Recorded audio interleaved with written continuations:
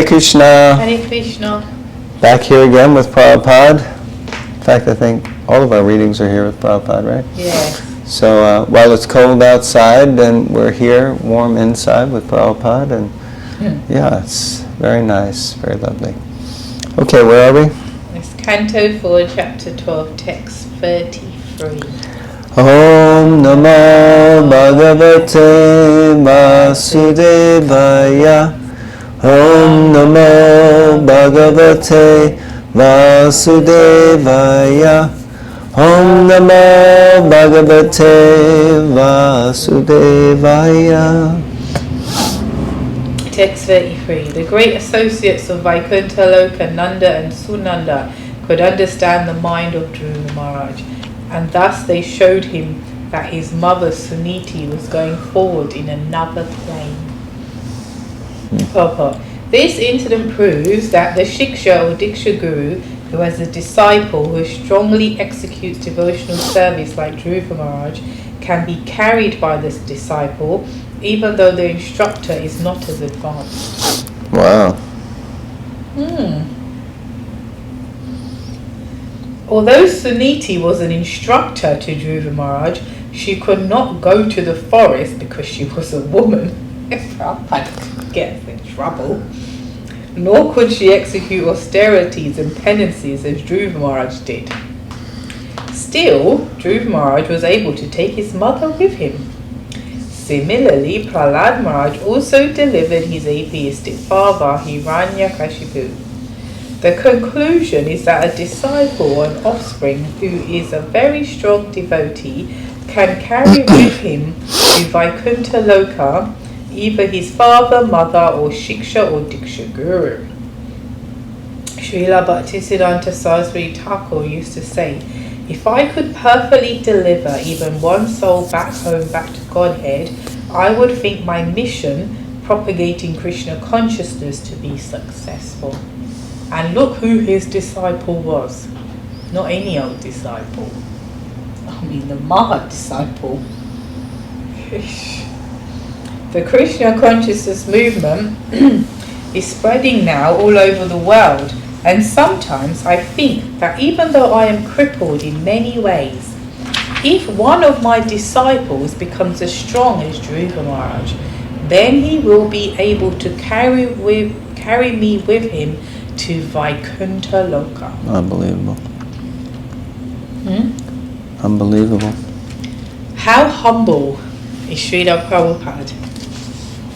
I mean, I was just this morning, we just at the Bhakti Center across the road back in the morning, and I was talking to one devotee, and we were sharing about 26 Second Avenue, actually, early days like that, and then he was just sharing that people, which I think I've already said on this vlog, which is interesting because he was saying the same thing, that the early days it was people, hippies, they were a bit strung out, as they say, and drunky and that. But they've gone on so many 50 whatever years later to be, a lot of them, not all, to be the gurus that we worship, honour and senior devotees. And he was just saying how if they came, again, I think I said this is what, if they came through the doors now, we would be like, I don't know about that person, Actually, anyway, I won't miss that. So, okay, I've lost my stream of consciousness for a minute. Maybe Prabhupada's saying, what are you talking about? Yeah, so the point was that Prabhupada here in his extreme humility, he's saying he's crippled in so many ways, which he's not. And even if one of his disciples becomes as strong as Dhruva Maharaj, he'll be able to carry Prabhupada to Vaikuntha, for heaven's sakes. Lord. For Vaikuntha's sakes. And it's like, and as this devotee we were discussing, it was Prabhupada that created these pure devotees as we have in the movement. So we don't have pure devotees in the movement. He created them from the lowest of people, really. People that are shunned, I'm saying.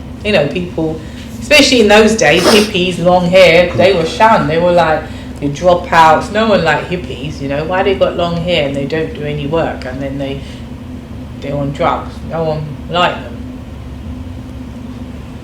No, but straight from, testimonial, straight from someone who was there, knows the situation. No, I'm going from what I've read and researched and understood, because I wasn't there. And Researched.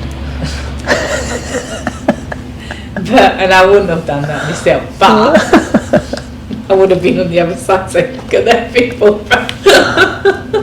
So at my point anyway, I'm going, alright, whatever. The point is, we don't accept your statement, Prabhupada. You're not crippled and no one's delivering you, because you're delivering the whole world. You delivered them then, and quite frankly, you're still doing it now. Well, I mean, he's citing his Guru Maharaj, Bhaktisiddhanta, who had the same mood. And of course, you said it, who was his disciple, of course, His Divine Grace. But Bhaktisiddhanta also had other powerful disciples, and, like that. So, Prabhupada not dismissing them, sorry. Yeah, but I'm just saying. But Prabhupada was saying the same thing, and I was like, oh yeah, there's so many wonderful and amazing devotees that, just thinking Bhakti Tirtha Maharaj, Sridhar Maharaj, Tamal Krishna Maharaj, all these, they already passed away, and they were already doing so much amazing and mega service, and Tribhuvanath Prabhu, and Yamuna Devi. Mother Jamuna, incredible people. Maharaj. Who? Mukunda Maharaj. Well, he hasn't passed away yet, but No. I was talking about this. But Bhakti Swami. Bhakti Charu Maharaj, my goodness, like. And then the one in Mayapur, Pancha Jangari Prabhu. Panka, not Pancha. Panka Jangari, yeah. Yeah, it's millions of them. Millions. I don't know if there's millions, but there's definitely, And even if they're not sannyasis, I'm not saying they have to be sannyasis. Well, we said Mother Jamuna, and yeah, but there's more to it. Yeah. Anyway, the conclusion is we don't accept your statement, Prabhupada. Okay, that's the conclusion. So we'll move on. Next verse, text 34. While Dhruva Maharaj was passing through space, let us not forget, also we got into the to the whole thing, but this is so amazing that Dhruva Maharaj, first of all, he gets on the airplane and he thinks, oh, what about my mom? And we might think that's mundane. Actually, we were just hearing last night here, we attended the Prabhupada meditations Wednesday nights at 26 2nd Avenue, which are great. If you're ever in New York, or if you know anyone going to New York, this is a devotee, Wednesday nights, 6 till 6:30. No. 6:30 to 7:30. Yeah, you're going to give the wrong time. And Prabhupada meditations. Really good. Yeah, please come. But anyway, we were hearing last night, and I lost him. Oh yeah, that Burjan Prabhu was sharing that when he joined, he joined upstate New York, Buffalo, and his temple president never gave him a hard time about the fact he was living with his parents or visiting his parents. He was studying at school. He didn't shave up, and he was just encouraged. And so in this way, we can see that we might think, oh, it's Maya, think about your mom at the time of death. Here, Dhruva Maharaj, the pure devotee, is thinking about his mom, because she's, of course, Prabhupada is qualifying it by saying she was a Shiksha Guru, which she was, but she's also the mother of a pure devotee. So, and Prabhupada makes that powerful point, that Dhruva Maharaj, Prahlad Maharaj, they were able to deliver their parents, and that's very powerful. It's very powerful. So I would say it's very encouraging for all of us to know that we should give ourselves wholeheartedly to the process and to the path, knowing that others in our families will be benefited, whether they know it or not, whether they like it or not.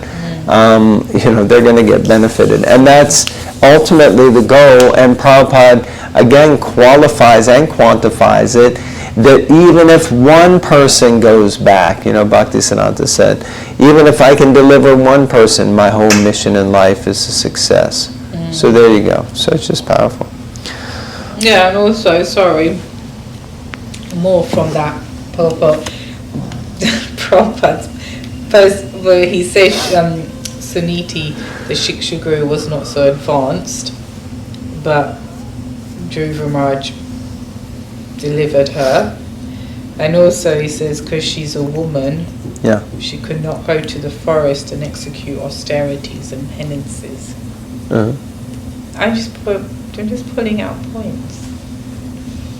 I wouldn't want to go to the forest myself, so maybe that's true. Yeah, I mean, you might take it as derogatory, but I don't take it, because I wouldn't want to. Well, why would you bring it up? There's lots of things in there you could brought up, but you brought that one up.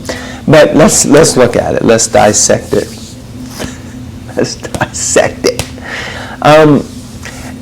What it could mean derogatory, like women aren't worthy of going to the forest, or women are lower, not, whatever, they're not as intelligent, so many things.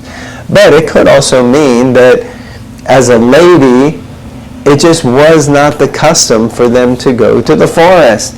Like, and nowadays we can say, oh, that's so archaic, for a woman to be a stay-at-home mother or housewife or something like that.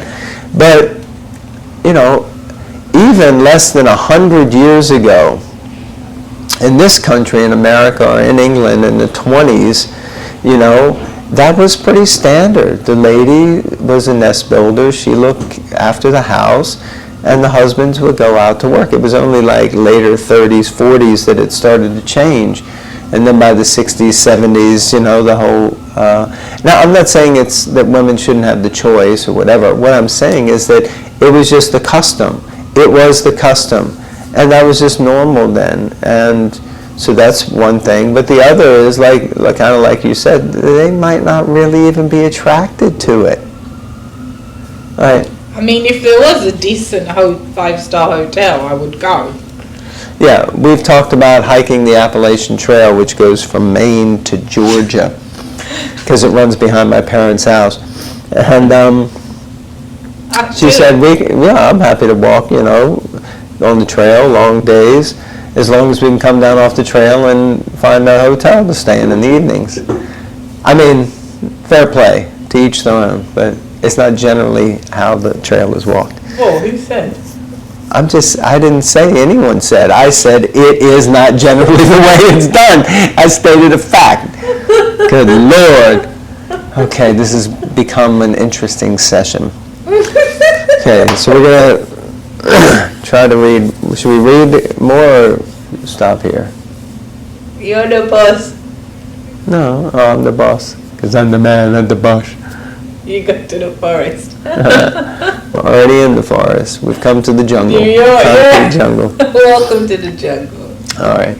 So maybe we'll finish there. Oh dear. Sorry, that was a lot of banter, but it was some good stuff. If you have any comments or any thoughts on anything that we said, we really would love to hear from you. So please put your comments down there. Would you go to the forest, all you ladies out there? How's that? Yeah, there's a question for you. Ladies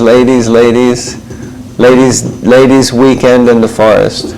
Ladies. Yeah, but not just any weekend, like penance and austerity, like where you eat once a day, like a leaf or something.